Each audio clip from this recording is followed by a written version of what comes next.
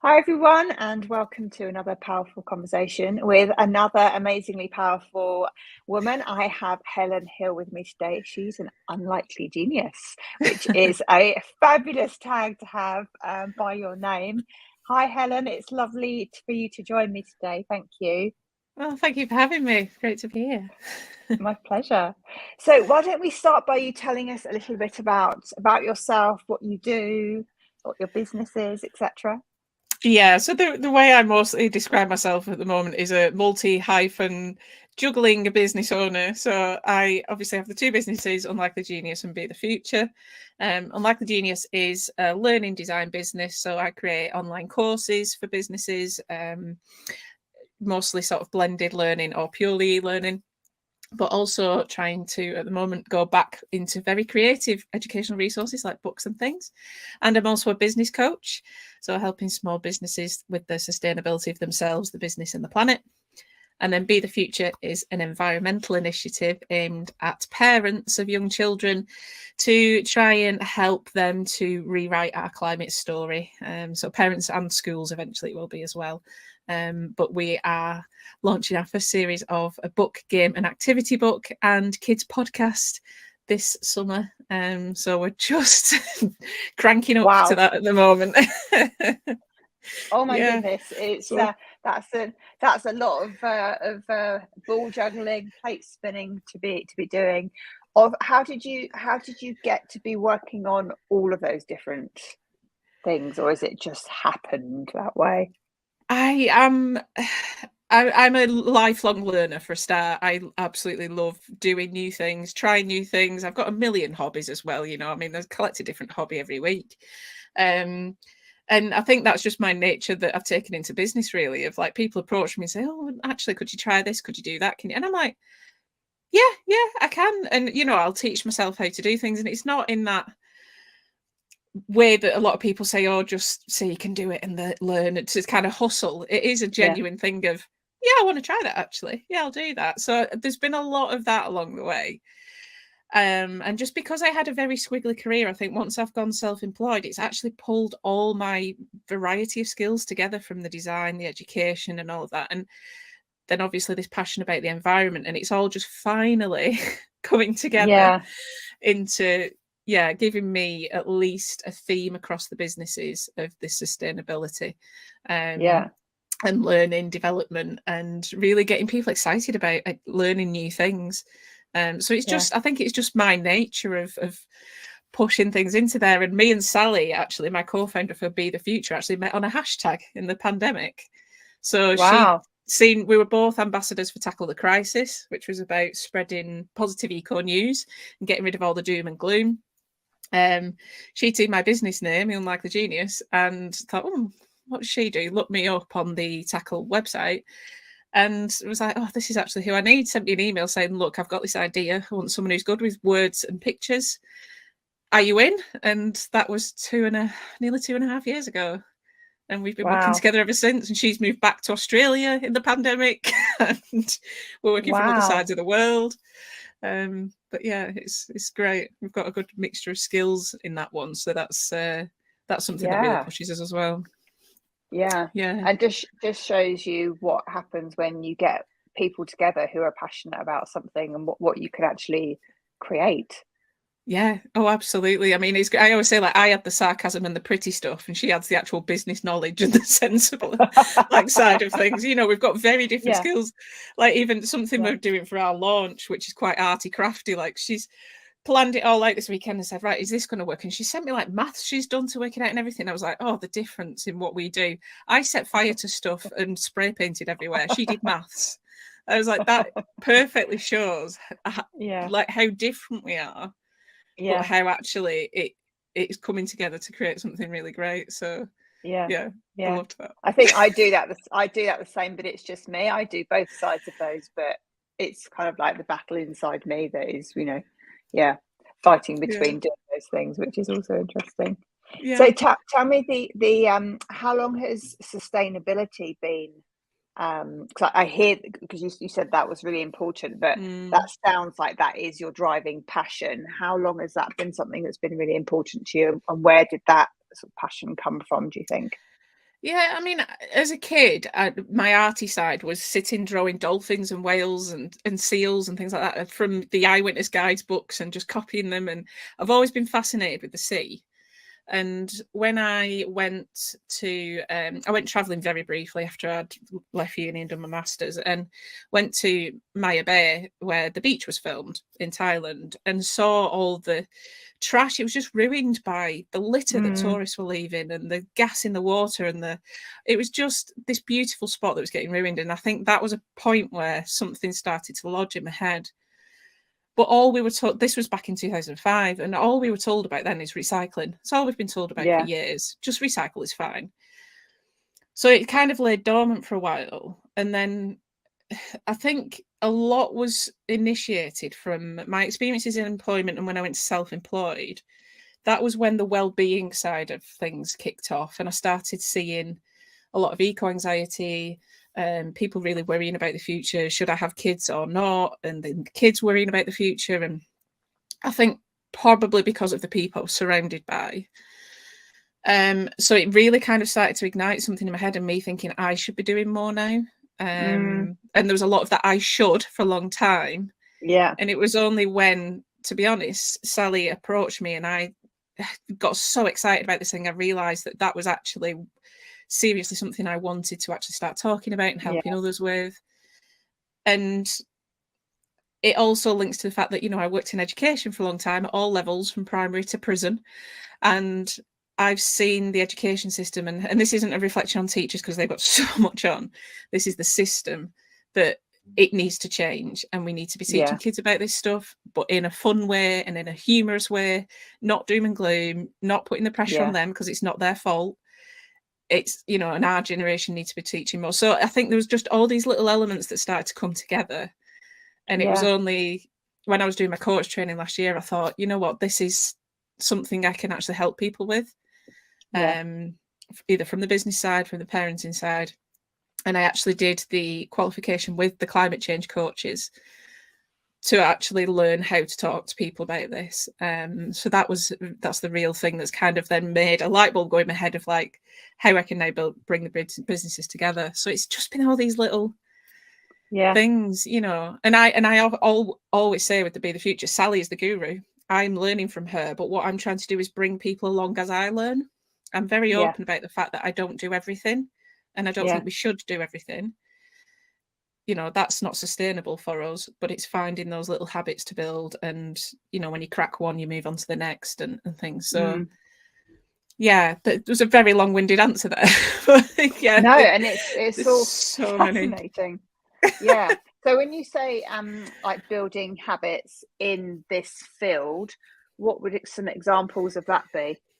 Yeah, well, I mean, the thing we talk about a lot of the time for Be the Future is finding where you have agency. So where is the place where you can have power and a voice? So it might be for you, like for me, it was very much in the digital space. So I started talking about things in the digital space because people just aren't aware of the impact of their digital footprint, of things like all this stuff we have saved in the cloud and things like that, that, you know, that all these massive servers that are powering that in the deserts in America and places, they are huge and they are bigger than a lot of the transport footprint and things like that. So it's just making people aware of, actually, you know, if you start clearing out, you know, I mean, I don't know, some people do it. I'd be having a heart attack, you know, when they've got like 55,000 unread emails and stuff. It makes me kind of, you know, jittery at the thought, not just because of the environment, just over like, oh my goodness. So just even things like that, and knowledge of little things you can do, like not constantly replying to email chains with attachments on and things like that, because then that attachment's getting fired back and forth all the time, and that's increasing its footprint.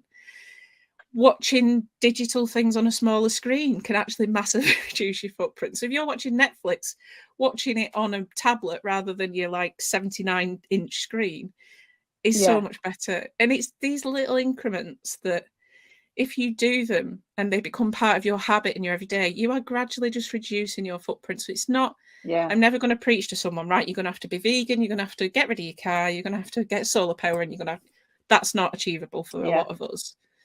You know, even like I mean, I can't particularly go vegan because I'm allergic to pretty much most food. So if I go vegan, I'm going to literally live on like beans and rice, and that is it. Yeah. I've just done that for 2.5 weeks in Costa Rica. It's not good. If I ever see them again. No. So it's things like that. So some people's agency might be around, you know, they have a different skill they can offer, like a speaking skill, or if you are someone that's got a lot of connections in your local area, you might be able to really advance local initiatives and have a voice there. Or where is it that you can have some power, and it often is related to your job or your skills that you've done either in the past or now. No, it's fascinating, and ironically, we've been having solar panels installed this morning.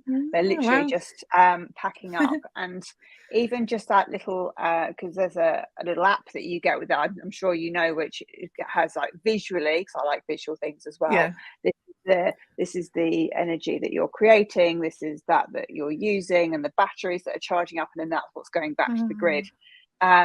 But just even the learnings and the insights that are going to come from that, as to well, which appliances do you use at what times of day, based on whether, you know, you've got battery or you're going into the grid, using the grid. And I mean, I think that's going to be really interesting, because it's if we can cut our energy bills, not just from a cost perspective, but just from the environmental perspective, and be as independent as possible, then that's, you know, that feels really good.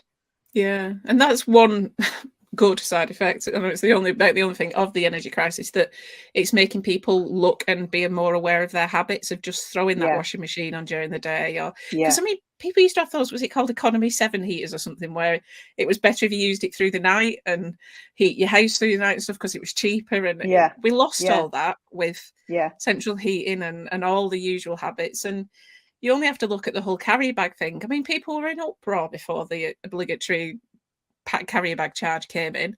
Now nobody blinks, because, you know, just take your little canvas bag or your whatever. Or, like I always end up doing, come out the shop with 15 things in your arms. But that's your fault, because you didn't bring it back. And those small habits can have such a big impact. And that is, I mean, that's the area that we're focusing on, being the future first, the seas and the plastics problems. So that's the theme of the first edutainment kit, as we're calling it. So when is that coming out, and what age group is that targeted at? It's for 4 to 7 year olds, so you know, predominantly 4 to 5. But because of this COVID gap now, where they're saying that there's quite a lot of kids that are 6 or 7 that are really going to benefit from picture books, but with substance. So it is actually just that little bit expanded now, which is great that we can do that. I'm really thrilled that we can help these kids that have just missed out on like 2 years of education. So 4 to 7ish, and it's coming out on the 10th of June. So I'm really so soon. It's scary. It's approaching rapidly. And how do you distribute that? Is that through schools, or? I mean, the main launch, we're looking at launching with families first, but what we're trying to set up a framework to get people to sponsor the books into schools. So like looking at B Corps and things like that, where they can actually help, because obviously schools are so struggling right now for money, for resources. And like I say, I really want to help the teachers that don't have the time. And through our research, we did quite a lot of like focus groups, and a lot of the things the teachers were saying time and again was they want to talk to the kids about it, but they don't know how, and they don't want to put the fear of God in them.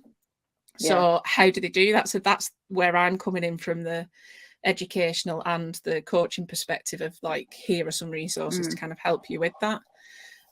So it will be going into schools, but that's kind of going to have to be phase 2, I think, after the first launch. No, it's so exciting. So when you've got all of this going on in your life, how do you sort of are the biggest challenges that you deal with on a, you know, how do you overcome those challenges? I mean, the biggest one for me, and you know, we've just been talking before we came on the call about this, but my health is definitely the biggest one. So in 2010, I was diagnosed with MS, and then 2 weeks later with advanced degenerative disc disease. And that was after 5 years of my back just going. I couldn't walk, you know, and they just didn't want to. I was just told it was sciatica for 5 years. but yeah, managing that alongside the businesses is definitely my biggest challenge. But at the same time, until now, like literally now, it's been managed so much better since working for myself, because I can oh, have you got a weird echo then? And then my AirPods have just stopped working. Okay. It's gone really slow as well.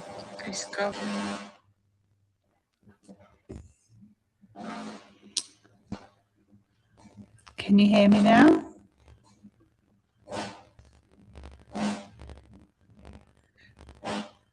I can hear you, but it's like crackle like a robotic nurse. This happened on one of the other. Hang on, let me just. Yeah. Okay, that's. Can you hear me now? No. In that case, I will see if we get the sound right, and then we'll start again. Okay. Okay, hang on. So tell me about the biggest challenges that you face when you have all of these different things that are going on at the same time. Yeah, so I mean, I mentioned it before we came on the call, but I do have significant health issues. So in 2010, I was diagnosed with MS, and 2 weeks later with degenerative disc disease. So managing those and the daily impact of them, and trying to make sure I don't go into relapses and things like that is definitely the biggest challenge. You know, especially when I take on so much, and you know, I frequently get told do less, but actually I really thrive from being busy and distracting myself and stuff. But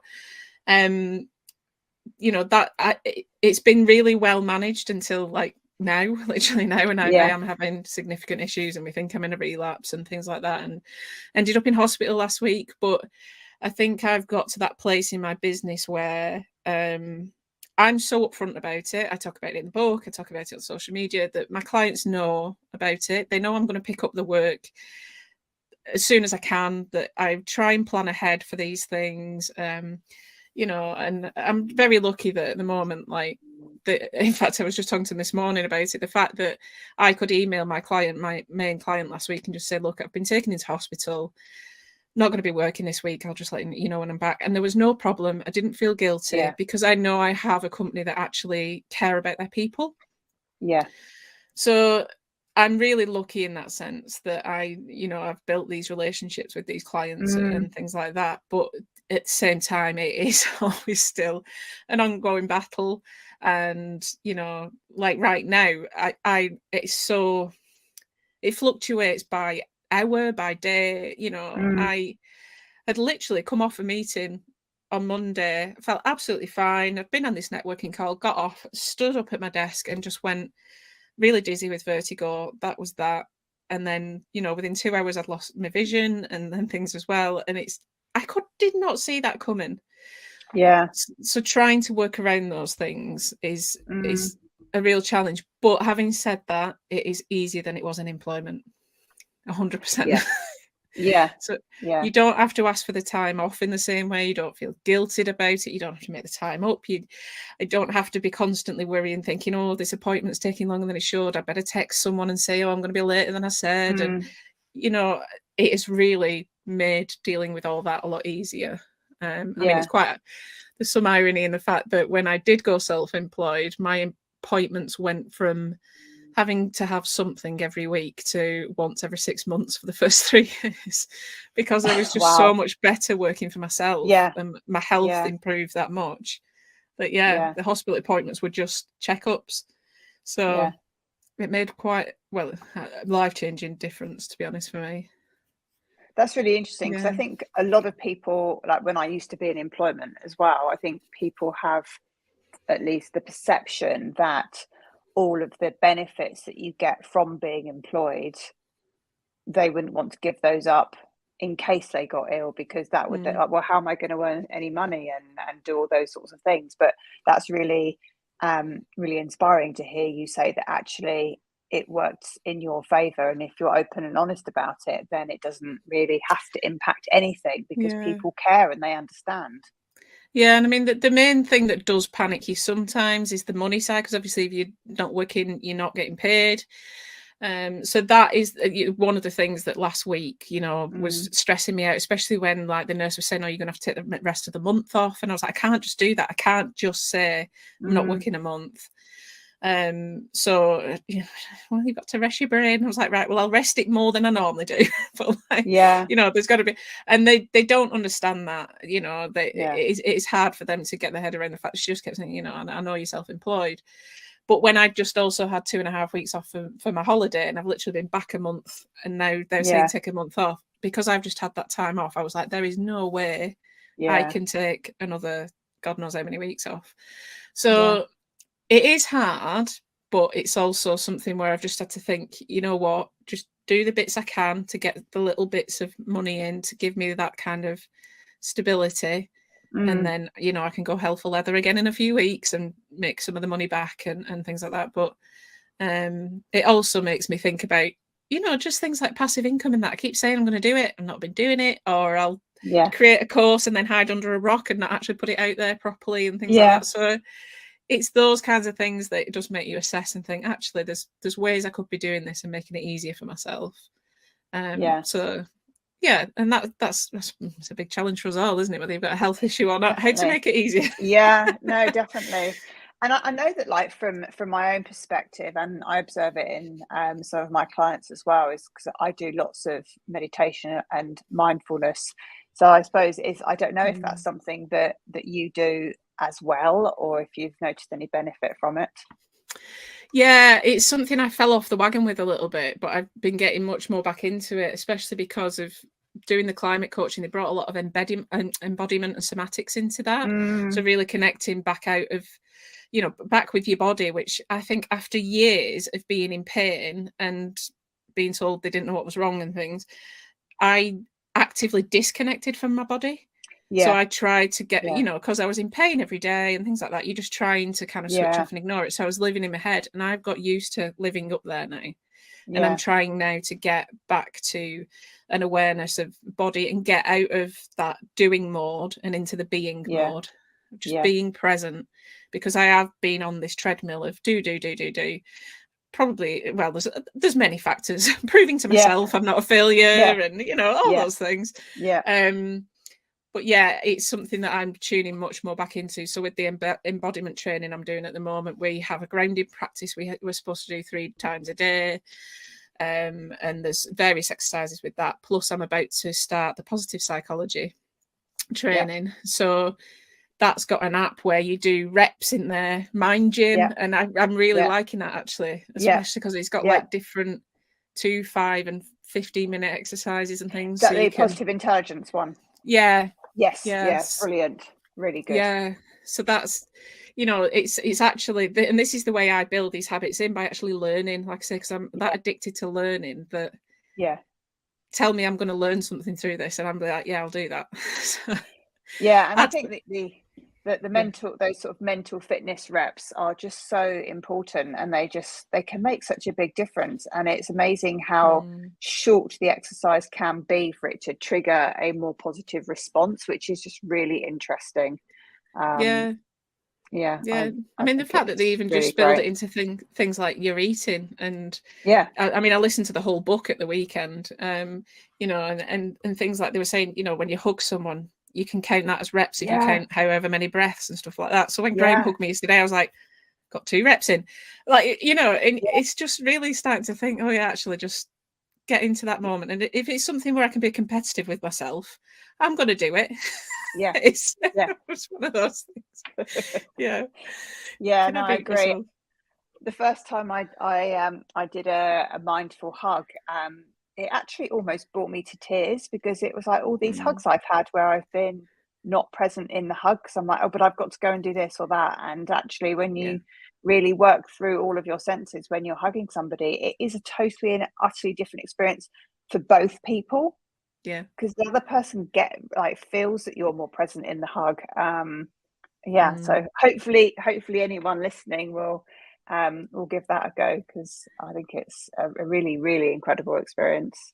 Yeah, well, it's like the first thing they teach you in coaching, isn't it? About listening, and proper listening, not just passive, not just nodding.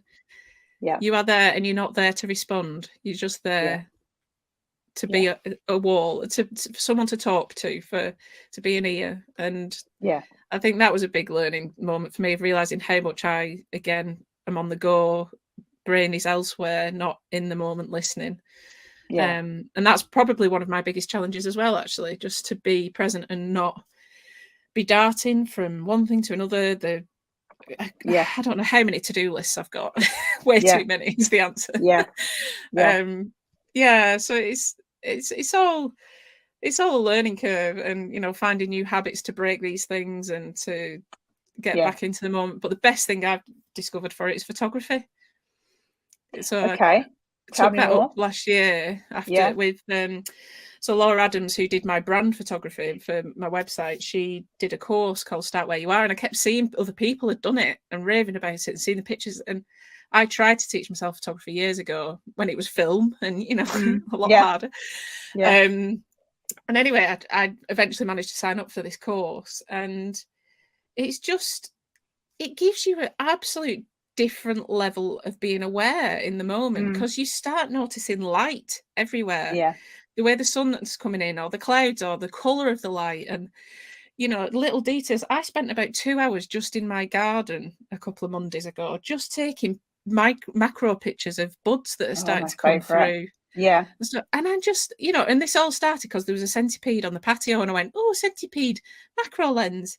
And that was that. I was gone for 2 hours, just lay on the floor trying to get, the centipede that kept showing me its bottom. And it just takes me out of the doing, because I'm just focusing on, right now, I'm just looking. I'm looking at stuff. I'm looking at the light, the creatures, the animals, the flowers, the whatever it is. And then I come in and edit them for ages, and just like, oh, well, yeah, that's lovely. That's not, delete, It reminds me of something that we haven't done it for a while, but we used to do with the girls, is we would go on a walk and make it a photography walk. So we would all have our phones and made it into a competition. So everybody could take photographs on that walk. You get to the end of the walk, and everybody could choose their favorite 3 photographs. And then we would all vote. Obviously, you knew who your own was, and you could sometimes you could guess whose the others were, sometimes not, to be fair. And then which photograph was the best, and you'd give them like little captions as well, which was all really good fun. And part of it was really good because they enjoyed doing that rather than moaning about walking. But again, it was just that seeing all these things on the walk that you do every day that you hadn't noticed were there before, because you've slowed right down and you're just looking at things in a different way. Really good way to engage. Well, it's bringing the play into the education. It's exactly. And this is what I talk about all the time for Be the Future now, is how can you sneak in the play elements, or the competition, or the fun? So you're not just saying, let's go for a walk today. I mean, because I actually set that as a challenge in one of our newsletters the other week, to do a photography walk. And then I just read a fact about how there's 12,000 types of moss. I was like, what? Wow. I thought there'd be about 3. Wow. So I set them a challenge that week of go and find the types of moss and actually look at them. And I went and did the same. So just in the front garden on the wall alone, we've got about 6 types of moss. Couldn't tell you what they are, but I've got photos of them and I can go and identify them now.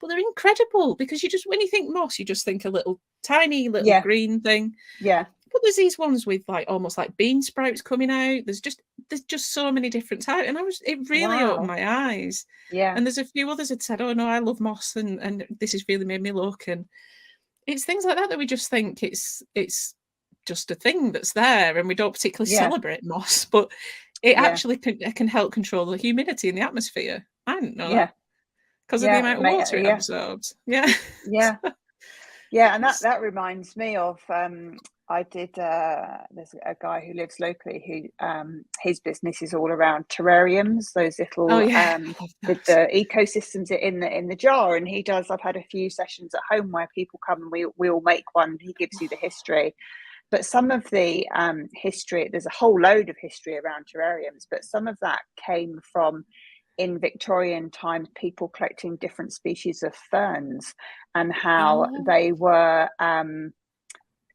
going and collecting ferns was one of the only activities that a woman, an unmarried woman, could do without a chaperone. Right. Gosh. So they would go and they would collect their ferns and come back, and they'd be in a terrarium, and then that would then be a source of conversation with potential suitors or anything around, you know, let's have a look at these ferns. And there's like hundreds of species of ferns, and some like really, really rare ones that are found, you know, just down the road from where I am. And it's like, wow, who would have known? But again, absolutely fascinating. Yeah.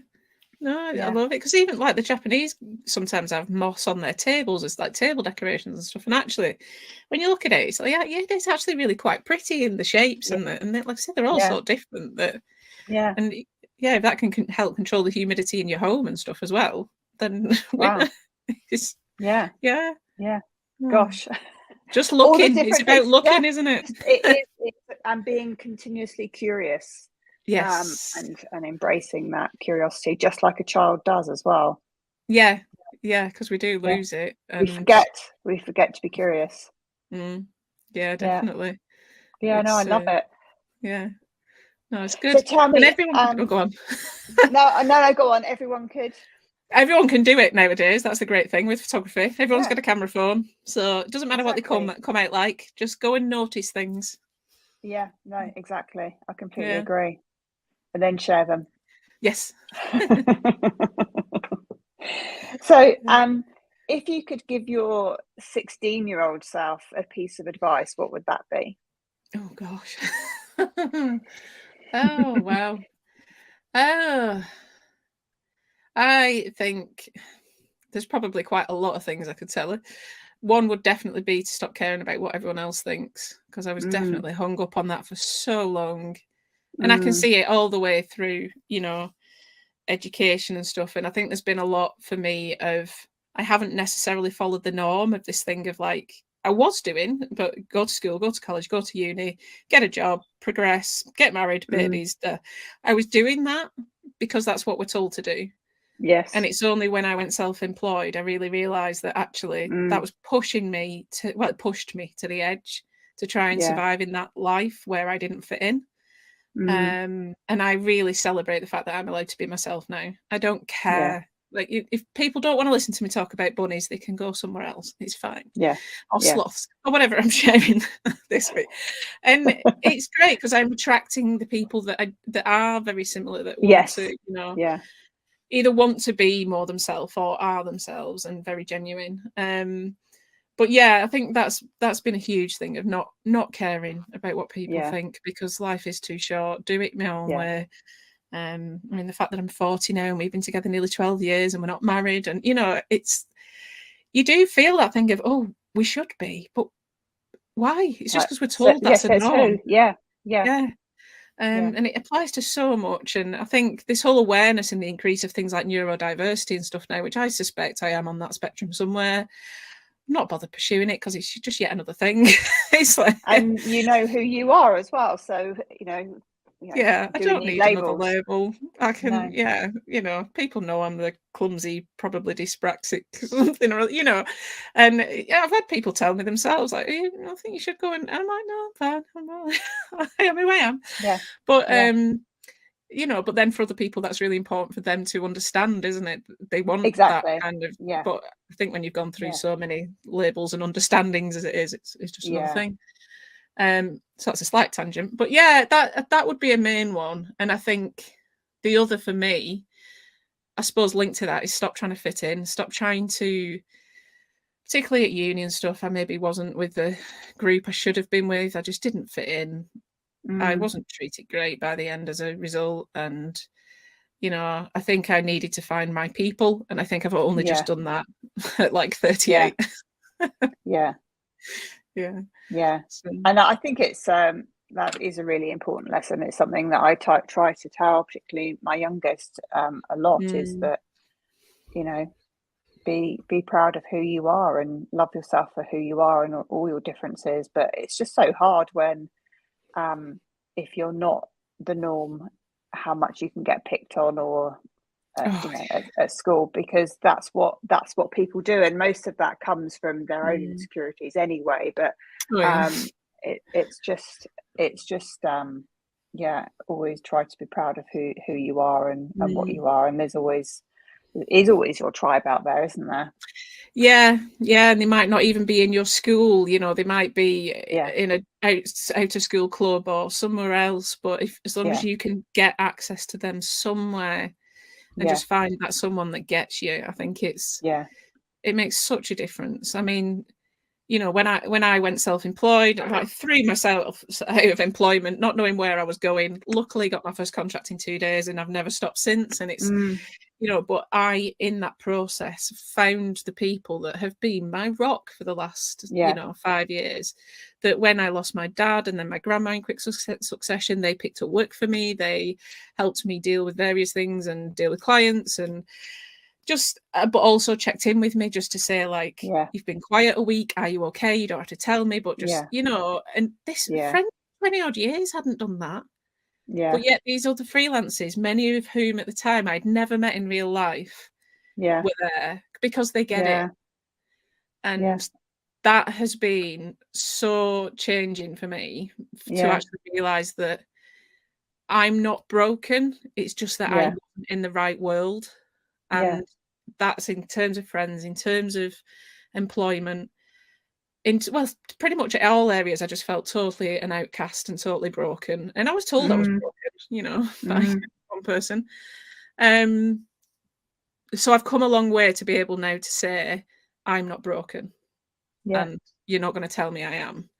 And I think I get that attitude with people in my medical appointments. No, not so I'm not the easiest. But it is.